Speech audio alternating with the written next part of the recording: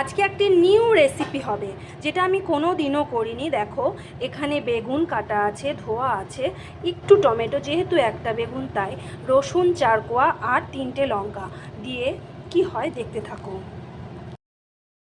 দেখো, বেগুনগুলোকে এবার তেল তাতিয়ে নিয়ে তার মধ্যে একটু কালো জিরে দিয়ে রসুনগুলো দিয়ে দিয়েছি, লঙ্কাগুলো দিয়েছি, টমেটোটা দিয়েছি আর বেগুনগুলো দিয়েছি। এরকমভাবে উল্টে পাল্টে একটু ভালো করে ভেজে নিতে হবে।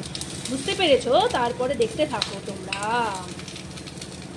এরকমভাবে সবগুলোকে উল্টে উল্টে নিতে হবে। এটা আমি ফার্স্ট টাইম করছি, জানি না কেমন হবে, তাই একটু ট্রাই করে নিলাম। দিয়েছিলাম একটু লবণ, দিয়েছিলাম একটু হলুদ দিয়েছিলাম, তারপরে দেখো এরকম ঢাকা দিয়ে নরম নরম হয়ে গেছিলো। এগুলোকে এরকম করে নিতে হবে যাতে ওপরের খোলাটা, মানে এই যে আস্তরণটা যাতে পেরিয়ে যায়, এরকম করতে হবে।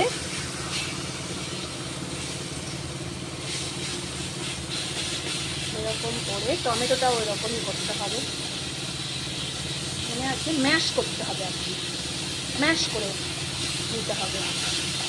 দিয়ে আর একটু ঢাকা দিয়ে দেবো, তারপর দেখে থাকো কী অবস্থায় আসে। এর মধ্যে পেঁয়াজ দেওয়া যায়, আমি পেঁয়াজ দিইনি, তোমরা পেঁয়াজ দিতেও পারো, আমি পেঁয়াজ দিইনি।